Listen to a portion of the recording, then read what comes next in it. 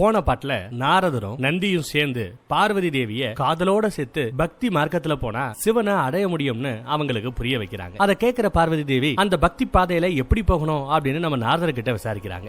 அதுக்கு நம்ம நாரதர், நான் ஏற்கனவே சொன்ன மாதிரி தான் தேவி, மனித உடல்ல 16 அசுத்தங்கள் இருக்கும். அந்த 16 அசுத்தங்கள் இருந்து வெளியில வர்றதுக்கு நீங்க 16 திங்கக்கிழமை வரைக்கும் விரதம் இருக்கணும். ஏன்னா திங்கக்கிழமை தான் சிவனுக்கு உகந்த மற்றும் ரொம்பவே பிடிச்ச நாள். ஒருவேளை நீங்க இந்த விரதத்துல வெற்றி அடைஞ்சிட்டா இந்த விரதம் பிற்காலத்துல 16 திங்கக்கிழமை விரதம் அப்படின்னு மக்களால அழைக்கப்படும். இல்ல 16 சோமவார விரதம் அப்படின்னு மக்களால அழைக்கப்படும் சொல்றாரு. அது மட்டும் இல்ல தேவி, பல யுகங்களுக்கு உலகத்துல இருக்கிற எல்லா பொண்ணுங்களும் தன்னோட மனசுக்கு பிடிச்ச வரன் கிடைக்கிறதுக்காக உங்கள மாதிரியே விரதம் இருந்தா அவங்களுக்கு அவங்க எதிர்பார்க்கிற மாதிரியே பிடித்தமான வரன் கிடைக்கும் அப்படின்னு வேற சொல்லி வச்சிருக்காரு. சோ மக்களே கேட்டுக்கங்க, உங்களுக்கு பிடிச்ச காதலனையோ இல்ல காதலியோ கண்ணாலம் கட்டிக்கணும்னா இந்த 16 வார திங்கக்கிழமை விரதத்தை மறக்காம இருந்து பாருங்க. நம்ம பார்வதியே இருந்திருக்காங்க, நாம இருக்க மாட்டோமா? நெக்ஸ்ட் சீன்ல நம்ம சிவன் இந்த விரதத்தை பத்தி எல்லாம் கேட்டுட்டு, நானா விரும்பாத வரைக்கும் உன்னால என்ன அடையவே முடியாது பார்வதின்னு சொல்ற, நான் உன்னோட எல்லா முயற்சியையும் வீணாக்குவேன்னு சொல்ற. இதையெல்லாம் கேட்கிற நந்தி, ஏன் சாமி இப்படி பார்வதி தேவிக்கு அநியாயம் செய்றீங்க? அவங்களும் உங்களோட மத்த பக்தர்கள் மாதிரி உங்களுக்கு பூஜை பண்ணி விரதம் இருக்கணும் தான் ஆசைப்படுறாங்க. அதுல என்ன தப்பு இருக்கு, என்ன பிரச்சனை இருக்கு? ஒரு பக்த கிட்ட இருந்து பூஜை செய்யற அந்த அதிகாரத்தை நீங்க எப்படி பறிப்பீங்க அப்படின்னு கேட்கிறார். நம்ம சிவன், வேற வழி இல்லப்பா, ஒரு கட்டாயத்தின் பேர்ல தான் நான் இதை இப்படி செஞ்சாகணும் அப்படின்னு சொல்றேன். நானே ஆசைப்பட்டாலும் பார்வதியை எனக்காக பூஜை செய்ய விட முடியாது. முன்னாடி சதிக்கு நடந்த மாதிரி எந்த ஒரு விஷயத்தையும் என்னால திரும்பி பார்க்கவே முடியாது, என்னால தாங்க முடியாதா அப்படிங்கிற மாதிரி சொல்றாரு. அதுக்கு நம்ம நந்தி, உங்களோட நம்ம பார்வதி தேவிக்கு இருக்கிற ஜென்ம தொடர்பால அவங்களால உங்களை அடைவதற்கான எல்லா முயற்சியையும் அவங்களே நினைச்சாலும் அந்த முயற்சிகளை அவங்களால தடுக்க முடியாது. ஏன்னா ஜென்ம தொடர்பு உண்டு. அப்படி இருக்கையில அவங்க முயற்சி பாக்குறதுல எந்த தப்புமே இல்லையே அப்படிங்கிற மாதிரி நந்தி சொல்றாப்ல. சிவங்கிட்ட எந்த பதிலும் இல்ல. எப்பவும் போல சொல்லிக்காம கொள்ளாம கண்ண மூடி மறுபடியும் தியானத்துக்குள்ள போயிடுற. நெக்ஸ்ட் சீன்ல ஹிமாலய அரண்மனையில பர்வதராஜன் ரொம்ப நேரமா பொண்ண காணமே அப்படின்னு ஜெயா விஜயா அவங்க கிட்ட, நீங்க ரெண்டு பேரும் பார்வதியை பாத்தீங்களா? அவ வெளியில போகும்போது உங்ககிட்ட ஏதாவது சொன்னாரா அப்படின்னு கேக்குறாரு. அதுக்கு அவங்க ரெண்டு பேரும், இல்லையே மகாராஜா, எங்க கிட்ட பார்வதி எதுவுமே சொல்லலையே அப்படின்னு சொல்லிட்டு இருக்கும்போது கரெக்டா அப்பா அப்படின்னு சொல்லிக்கிட்டே பார்வதி சிரிச்சுக்கிட்டே வராங்க. வந்தவங்க அவங்க அப்பா கிட்ட போய், அப்பா சிவனை எப்படி அடையணுங்கிற அந்த வழி எனக்கு கிடைச்சிருச்சுப்பா அப்படின்னு சொல்றாங்க. பர்வதராஜன் என்ன வழிமா அப்படின்னு விசாரிக்கிறார். பார்வதியோ, பக்தி வழிதான், அந்த பக்தி வெளியில போய் நான் 16 திங்கக்கிழமை சோமவார விரதம் இருந்து அந்த சிவனை அடைய போறேன்னு சொல்றாங்க. சோ முதல் வார திங்கக்கிழமைக்காக பார்வதி தேவி சூரிய உதயத்தின் போது சூரிய தேவரை கும்பிடுறாங்க. நெக்ஸ்ட் அவங்க வீட்டிலேயே ஒரு பெரிய சிவன் சிலையை வச்சு நிறைய வாசமான மலர்களால அந்த சிலையை அலங்கரிச்சு சுத்தி விளக்கேத்தி நெய்வேத்தியமான நிறைய இனிப்புகள் பழம் பண்டம் எல்லாத்தையும் வச்சிருக்காங்க. இந்த எல்லா ஏற்பாடையும் செஞ்சது நம்ம மீனாதேவி தான். சிவனுக்கு இந்த மாதிரி ஒரு பெரிய பூஜை உலகத்துல எங்கேயுமே நடந்துறாத மாதிரி ஒரு பெரிய பூஜையை செய்ய சொல்றாங்க. இதெல்லாம் பாக்குற பார்வதி அடக்கடவுளேங்கிற மாதிரி சிரிக்கிறா. என்னடா பொண்ணு இப்படி ஒரு ரியாக்ஷன் கொடுக்கறாளே அப்படின்னு மீனாதேவிக்கு லைட்டா டவுட். என்ன டார்லிங், நான் ஏதாவது கம்மியா செஞ்சுட்டேனா அப்படின்னு கேக்குறாங்க. அதுக்கு நம்ம பார்வதி தேவியோ, இல்லமா நீங்க எல்லாம் சூப்பரா பண்ணிட்டீங்க என் விரதத்துக்காக. பட் உங்களுக்கு தெரியாதுமா, என்னோட சிவன் ரொம்பவே வைராக்கியம் நிறைஞ்சவர். அவருக்கு இந்த பூ பழம் இனிப்பு இது எல்லாம் தேவையே கிடையாது. இந்த மனுஷன் ரொம்ப சிம்பிளான மனுஷன், ஆடம்பரத்தை எதிர்பார்க்காத ஒரு ஆளுமா அப்படின்னு சொல்றாங்க. அப்படியா, இந்த பொருட்கள் எல்லாம் தேவையில்லையா? அப்போ வேற என்ன பொருட்களை வச்சு சிவனுக்கு பூஜை செய்யணும் அப்படின்னு அம்மா கேட்க, நாரதர் அங்க வர வந்தவர் அந்த அம்மா கேட்டதுக்கான பதில சொல்ல ஆரம்பிக்கிறார். வில்வ இலை, ஊமத்தம்பு, வெல்வ பழம், இதெல்லாத்தையும் பொதுவா எந்த ஒரு கடவுளை கும்பிடுறதுக்கும் மக்கள் பயன்படுத்த மாட்டாங்க. ஆனா இதெல்லாம் தான் நம்ம சிவனுக்கு ரொம்பவே பிடித்தமான பொருட்கள் அப்படின்னு சொல்றாரு. உடனே நம்ம பர்வதராஜர், அப்போ நாங்க இந்த பூஜைக்காக தயாரிச்ச இந்த ஐட்டங்கள் எல்லாத்தையும் திருப்பி பண்ணணுமா அப்படின்னு கேக்குறாரு. ஆமாங்கிற மாதிரி தலையாற்றாப்ல நம்ம நாரதர். இத பாக்குற பார்வதி, இல்லப்பா பூஜைக்கான எல்லா வேலையையும் நானே சுயமா செய்யறேன்னு சொல்றாங்க. அப்ப நாரதர் பார்வதி கிட்ட, தேவி நீங்க போய் வில்வ இலை, ஊமத்தம்பு, வில்வ பழம், சாம்பல், விபூதி, காய்ச்சாத பால் இதெல்லாம் எடுத்துட்டு வாங்க. அதோட சேர்த்து களிமண்ணையும் எடுத்துட்டு வாங்க. அந்த களிமண்ணை வச்சுதான் நீங்க உங்க கையால சிவலிங்கத்தை செய்யணும். அப்படி உங்க கையால சிவலிங்கம் செஞ்சீங்கன்னா உங்களுக்கு அதிக பலம் கிடைக்கும்னு சொல்றேன். சோ இந்த விரதம் பார்வதி தேவி நாரதர் சொன்ன எல்லா பொருட்களையும் விஜயா ஜெயா கூட போய் வனத்துல இருந்து விரதத்துக்கு தேவையான ஐட்டங்கள் எல்லாத்தையும் எடுத்துட்டு வராங்க. எல்லா பொருளும் கிடைச்சிருச்சு. சோ பூஜையை ஸ்டார்ட் பண்ண போறாங்க. இதெல்லாம் பாக்குற நம்ம சிவன் தியானத்துல இருந்து கண்ண முடிக்கிறார். இங்க நாரதர் அந்த சிவனை மனசார நினைச்சிட்டு இந்த களிமண்ல இருந்து ஒரு சிவன் சிலையை செய்யுங்கன்னு சொல்றாரு. அப்போ பார்வதி தேவி மனசுலயே, மகாதேவரே நான் உங்க பூஜையை செய்ய ஆரம்பிக்க போறேன், இந்த பூஜை முழுமையடைவதற்கு எனக்கு உதவி செய்யுங்கன்னு வேண்டிக்கிறாங்க. பார்வதி பூஜை செய்ய போறத பாக்குற நம்ம சிவன் ரொம்ப கோவப்படுறார். இங்க நம்ம பார்வதி தேவியோ சிவன் சிலையை செய்ய ஆரம்பிச்சிட்டாங்க. பார்வதியை தான் சிலையை செய்ய விட கூடாதுன்னு நினைக்கிற நம்ம சிவன் ஒரு பெரிய சூறாவளி காத்தா அவரோட சுடுகாட்டுல இருந்து இங்க பார்வதி தேவி பூஜை செய்யற அந்த இடத்துக்கு அனுப்பி வைக்கிறார். அவ்வளவு பெரிய சூறாவளி காத்தடிச்சாலும் நம்ம பார்வதி தேவி பாட்டுக்கு சிவன் சிலையை செஞ்சுக்கிட்டே இருக்காங்க. இதெல்லாம் பார்த்து அவங்க பயப்படவோ சஞ்சலப்படவோ இல்ல. இதை பாக்குற நம்ம சிவன் இன்னும் கோவப்பட்டு அவரோட களிமண் சிலையை அவரே தகர்த்து எறிகிறாரு. பெரிய சூறாவளி காத்தடிச்சப்ப கூட கலங்காத நம்ம பார்வதி தேவி சிவன் சிலை தகர்ந்து போனதை பார்த்ததும் ரொம்ப கவலைப்படுறாங்க. இதெல்லாம் அந்த பக்கம் நம்ம விஷ்ணுவும் பாத்துக்கிட்டு தான் இருக்காப்ல. இங்க அம்மா பூஜை ஆரம்பிக்கிறதுக்கு முன்னாடியே இப்படி ஒரு சூறாவளி காத்து, இந்த பக்கம் சிவலிங்க வேற தகர்ந்து போயிடுச்சு, இதெல்லாம் அபசகுனம்னு சொல்றாங்க. இப்படி அபசகுனம் ஆனதுக்கு அப்புறமும் நாம பூஜையை கண்டினியூ அந்நியம் பண்ணக்கூடாது, அதனால பூஜையை நிறுத்திடுமா அப்படின்னு சொல்றாங்க. அப்ப நம்ம நாரதர் இல்ல மீனா, இதுதான் நல்ல சகுனம்னு சொல்றாரு. இதை எப்படியா நல்ல சகுனம்னு சொல்றீங்கன்னு மீனாதேவி விசாரிக்கிறாங்க. நம்ம நாரதரோ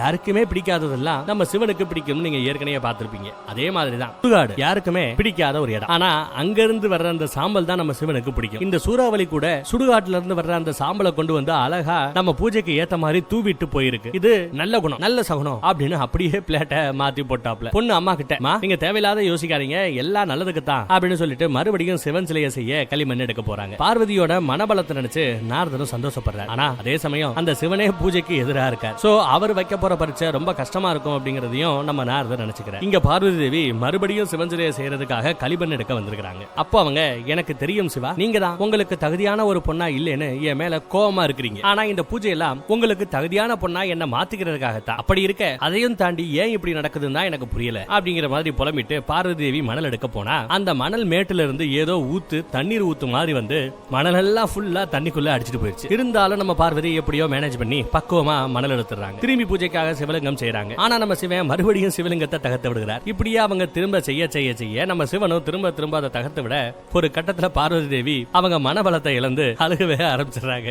ஏன் சிவலிங்கம் உருவாக மாட்டேங்குது, நான் அப்படி என்ன தப்பு பண்ணிட்டேன்னு சிவன் என்ன இப்படி தண்டிக்கிறாரு, இந்த கடினமான பரீட்சையை பார்த்து கூட நான் பயப்படல, என்னால பூஜையவே இப்ப வரைக்கும் சரியா செய்ய முடியலையேங்கிற அந்த வருத்தம் தான். அது கூட பரவாயில்ல, ஆனா சிவலிங்கம் இதுல அந்த சிவனே இருக்கார், இது எப்படி மறுபடியும் மறுபடியும் என் கையால செய்யும் போது தகர்ந்து போகிறது, அதை என்னால பார்க்க முடியல தாங்க முடியல அப்படின்னு சொல்லி அழுகுறாங்க. அப்போ அவங்க கண்ணுல இருந்து வர்ற அந்த கண்ணீர் இருக்கு, அது அந்த மணல்ல விழும். தன்னோட கண்ணீரால அங்க இருக்கிற மணலை இப்ப பிடிக்கிறாங்க. தண்ணியை வச்சு இதுக்கு முன்னாடி பிடிச்ச எல்லாமே உடைஞ்சு போச்சு. ஆனா இந்த தடவை அழுது அழுது அழுது கண்ணுல இருந்து வந்த அந்த கண்ணீரால மணலை பிடிச்சு சிவன் சிலையை செய்யறாங்க. அப்போ பார்வதி தேவி படுற அந்த கஷ்டத்தை கண்ணால பார்க்க முடியாத நம்ம நந்தி தேவர் சிவனோட கால்ல விழுந்து, ஐயனே உங்களோட பக்தர்கள் எல்லாம் உங்களை வேண்டி உங்ககிட்ட நிறைய வரம் கேட்பாங்க, நீங்களும் கொடுத்துருவீங்க. நானும் உங்களோட பரம பக்தன். ஆனா எனக்கு உங்ககிட்ட வரம் கேட்கணும்னு இது வரைக்கும் தோணவே கிடையாது. பட் இன்னைக்கு உங்ககிட்ட வரம் கேட்கணும்னு ஆசைப்படுறேன், நான் கேட்கட்டா அப்படின்னு கேட்கிறா.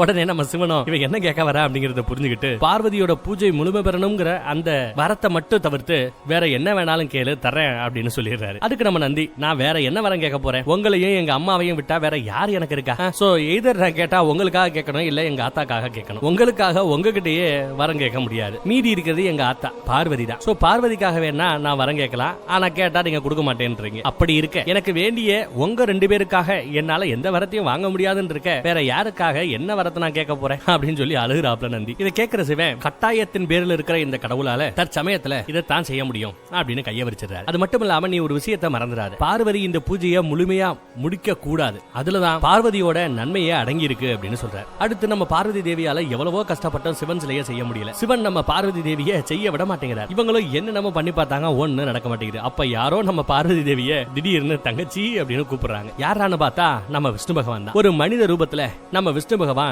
இப்போ காட்சி கொடுக்கிறார். பார்வதியும் அப்போ சொல்லுங்கன்னா உங்களுக்கு என்ன வேணும்னு கேக்குறாங்க. நான் கோயில்களுக்கு யாத்திரையா போய்கிட்டு இருக்கேன், ரொம்ப தண்ணீர் தவிக்குது, எனக்கு தண்ணீர் கொடுப்பீங்களா அப்படின்னு கேக்குறாரு. தண்ணி தானே இந்தாங்கன்னு பார்வதி கொடுக்க போகும்போது நம்ம விஷ்ணு பகவானும் நம்ம 2 பேருக்குள்ள ஏதோ ஒரு சம்பந்தம் இருந்தாதான் நான் உங்ககிட்ட தண்ணி வாங்கி குடிப்பேன்னு சொல்றேன். முன்னப்பட தெரியாங்களா குடிக்க மாட்டாரா, ஏதாவது ஒரு சம்பந்தம் இருந்தாதான் தண்ணி கொடுப்பாரா. அப்ப பார்வதி நீங்க தான் என்ன தங்கச்சின்னு கூப்பிட்டீங்களே, அப்போ நம்ம 2 பேருக்குள்ள சம்பந்தம் இருக்குதானே, ஏற்கனவே நீங்க என்ன தங்கச்சின்னு கூப்பிடும் போதும் நான் உங்களை அண்ணான்னு கூப்பிடும் போதும் அந்த சம்பந்தம் உருவாகிடுச்சுன்னு சொல்றாங்க. இதை கேட்கிற நம்ம விஷ்ணு, அப்போ நீங்க என்னோட கையில ரக்ஷ கயிறை கட்டுங்க, அப்பதான் ஒரு அண்ணனா என்னால உங்க கையில இருக்கிற அந்த தண்ணியை வாங்கி குடிக்க முடியும், அண்ணனா தங்கச்சிக்கு செய்ய வேண்டிய சில விஷயங்களை என்னால செய்ய முடியும்னு சொல்றாரு. பார்வதியோ என்னடா அவரு வந்தாரு தங்கச்சின்னாரு தண்ணி கேட்டாரு, ஆனா தண்ணியை குடிக்காம வேற ஏதாவது பேசுறாரு அப்படின்னு ஒரு நிமிஷம் நினைச்சாலும் சரி ரக்ஷ கயிறு தானே அப்படின்னு சொல்லிட்டு அவரோட கையில அதை கட்டுறாங்க. அப்படி ரக்ஷ கயிறை கட்டுறதன் மூலமா பார்வதியும் விஷ்ணுவும் அண்ணன் தங்கச்சி ஆயாச்சு. இந்த உறவுக்கு அங்க இருக்கிற நம்ம நாரதர் முனிவரே சாட்சி. சரி இப்பயாவது தண்ணி குடிப்பாரா அப்படின்னு பார்த்தா கண்டிப்பா கண்டிப்பா குடிப்பேன் அப்படின்னு சொல்லி பார்வதி தேவி கிட்ட இருந்து அந்த தண்ணீரை வாங்கி குடிக்கிறார். தண்ணியை குடிச்ச பிறகு கீழே ஃபுல்லா மண்ணா இருக்கிறத பார்த்து,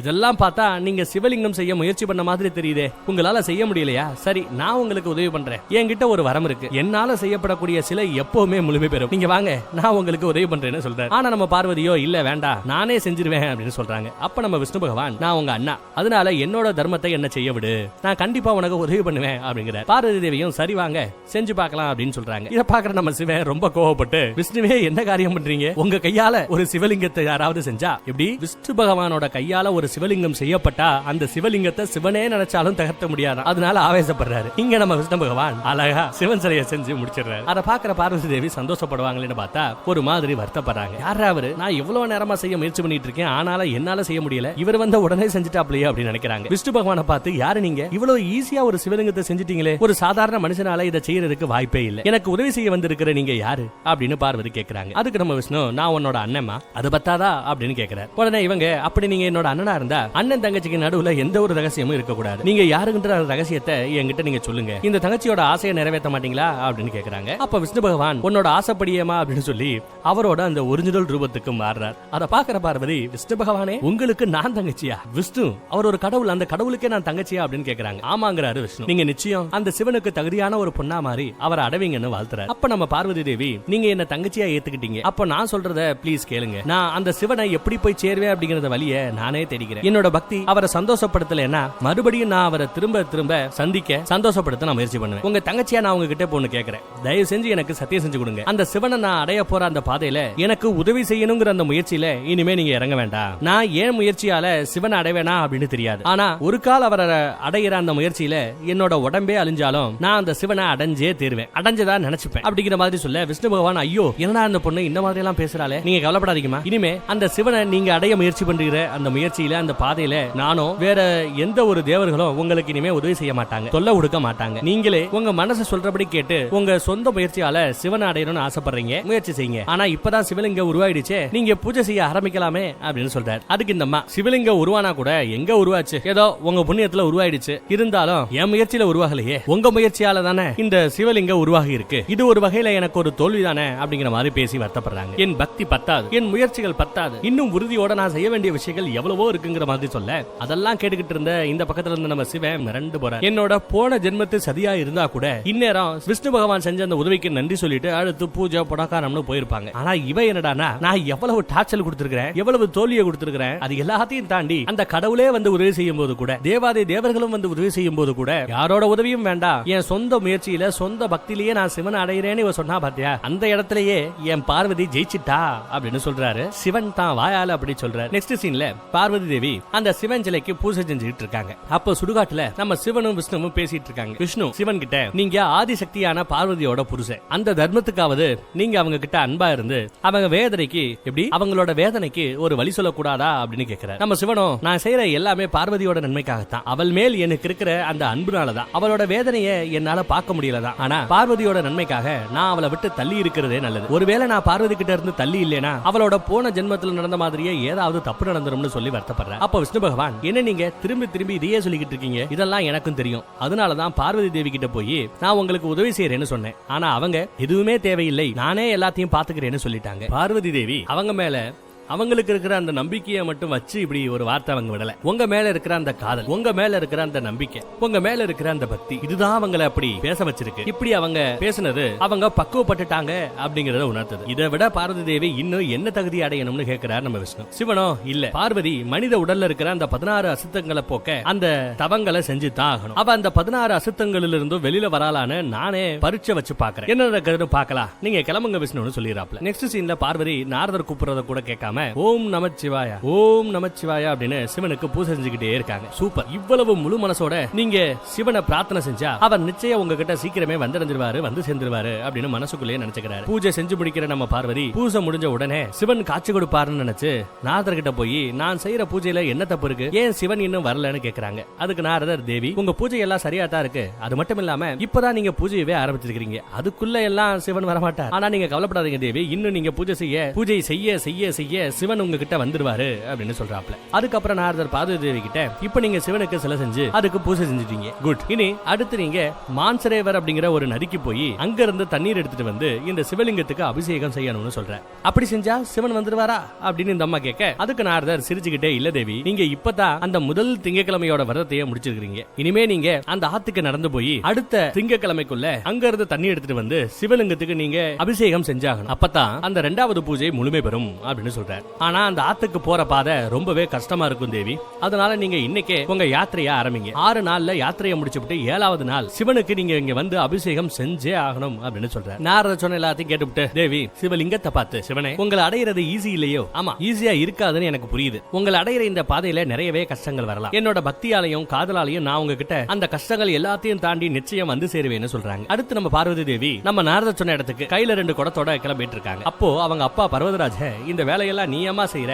நான் நம்ம வேலையாட்கள் கிட்ட சொல்லி அந்த இடத்துக்கு போய் தண்ணி எடுத்துட்டு வர சொல்றேன், நீ அப்புறமா சிவனுக்கு பூஜை பண்ணிக்கோ அப்படின்னு சொல்றாரு. அதுக்கு பார்வதி தேவியோ, இல்லப்பா நம்ம சாப்பாட்டை நாம தானே சாப்பிடுறோம், அது போலதான் இந்த மாதிரி பூஜைக்கான வேலைகள் எல்லாம் அவங்க தான் செய்யணும்னு சொல்றாங்க. இத பாக்குற பார்வதியோட அம்மா, பார்வதி உன்னோட புருஷன் அந்த சிவன் இப்பயே உங்ககிட்ட எனக்கு இது வேணும் அது வேணும், எனக்காக இதை செய் அதை செய்யன்னு கேக்குறாரு. அதை நினைச்சாதாமா எனக்கு கவலையா இருக்கு. அவர் ஏன் உன்னை இதெல்லாம் செய்ய சொல்லி கஷ்டப்படுத்துறாருன்னு எனக்கு ஒன்னும் புரிய மாட்டேங்குதுன்னு அம்மா வருத்தப்படுறாங்க. அதுக்கு நம்ம பார்வதி தேவியோ, அம்மா சிவன் என்கிட்ட எதையுமே கேட்கல, அவர்கிட்டயே எல்லாமே இருக்குமா, எல்லாம் இருக்கிறவர், எல்லாம் பூர்த்தி அடைந்தவர், கேட்பதற்கு எதுவுமே இல்லாதவர் அவர். அவர் என்கிட்ட போய் அப்படி என்னத்தை கேட்க போற? தவம் செஞ்சு பூஜை செஞ்சு புனஸ்காரங்கள் செஞ்சு அவர் அடையணும்னு முடிவெடுத்தது நான் தான். அப்படி இருக்க பூஜைக்கான பலன்கள் அனைத்தும் எனக்குத்தான் கிடைக்க போகிறது. இதுக்கு உங்க மாப்பிள்ளைக்கு எந்த சம்பந்தமும் இல்லம்மா, நீங்க கவலைப்படாதீங்க அப்படின்னு சொல்றாங்க. அடுத்து பார்வதி குடத்தை எடுத்துக்கிட்டு கிளம்பும் போது அப்பா பர்வதராஜன் தான் பொண்ணு எப்படி அவ்வளவு தூரம் இந்த 2 குடத்தையும் கையில தூக்கிட்டு நடப்பா அப்படின்னு நினைச்சவரு சூப்பரான ஒரு விஷயத்தை செய்யற. பார்வதி இரு அப்படின்னு சொல்லிட்டு வில்ல கையில எடுக்கிற. அந்த வில்ல இருக்கிற அந்த கயரை உடைச்சு வில்லோட 2 சைடையும் இந்த பக்கம் குடத்தை